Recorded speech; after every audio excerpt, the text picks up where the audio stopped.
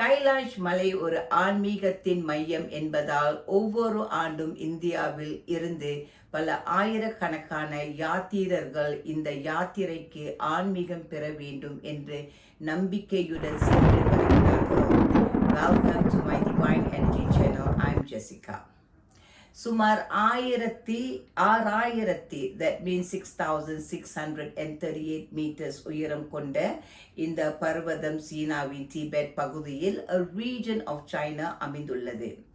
இங்கு வரும் பக்தர்கள் கைலாஷ் மன்சரோவா என்று கருதப்படும் ஒரு புனிதமான ஏரி. இந்த நீரில் குளித்தால் ஆன்மீக தகுதிகளை வழங்கப்படும். பின்னர் கைலாஷ் அடிவாரத்தை சுற்றி வலம் வருவதால் ஒரு புனிதமான தெய்வீக செயலாகும். நன்மையையும் பெறலாம். இதுவரை கைலாஷ் மலை யாரும் ஏறியது இல்லை என்று அறிவிக்கப்பட்டது.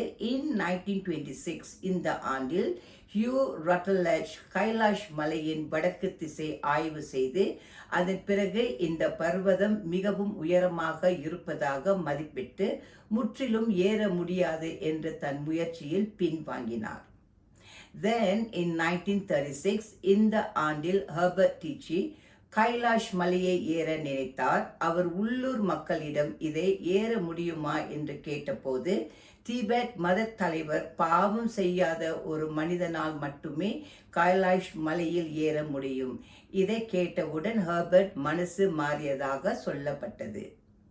It was only in 1980 Italian mountain climber Reinhold Messner China அரசாங்கம் அவருக்கு வாய்ப்பளித்த போது அவர் நான் இந்த மலையின் உச்சியை அடைந்தால் மக்களின் உள்ளத்தில் உள்ள ஒரு நம்பிக்கையை அழிப்பதற்கு சமமாகும். எனவே ஏறுவதற்கு பல மலைகள் இருக்கின்றன, அவற்றில் ஏற முயற்சிக்கலாம் என்று கூறி அந்த வாய்ப்பை மறுத்துவிட்டதாக கூறப்பட்டது. In 2001 இந்த ஆண்டில் a Spanish team requested to climb Mount Kailash ஆனால் சீன அரசால் மறுக்கப்பட்டது.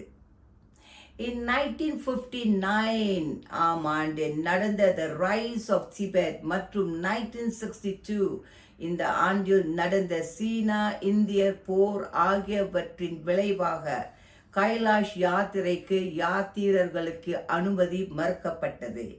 ஏறத்தாழ about 2 decades பிறகு 1981 ஆம் ஆண்டில் இந்தியா மற்றும் சீனா அரசாங்கங்களுக்கு இடையிலான ஒப்பந்தம் செய்யப்பட்டு பிறகு இந்தியாவில் இருந்த புனித யாத்திரை செல்ல மீண்டும் அனுமதிக்கப்பட்டது.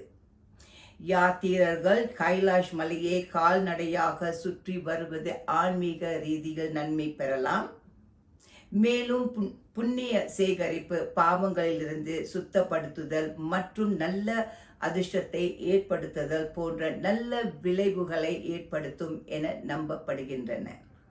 கைலாஷ் மலையை கால்நடையாகவோ அல்லது ஒரு மட்ட குதிரை அல்லது யாக்கின் மீது சவாரி செய்தோ சுற்றி வரலாம். இந்த மலையில் இதுவரை ஒரே ஒரு நபர் மட்டும்தான் ஏறினார். அவர் பெயர் மிலாரெப்பா. எந்த ஒரு சாதாரண மனிதனால் ஏற முடியாது. Today many worshippers call him the Yogi Milarepa. இவர் ஒரு தெய்வ பிறவி என்று மக்கள் வழங்கி வருகிறார்கள். மீண்டும் இணைந்திருப்போம். Thank you for watching this video. Please like and subscribe for more better videos for you guys to watch. Signing off, Jessica. Bye.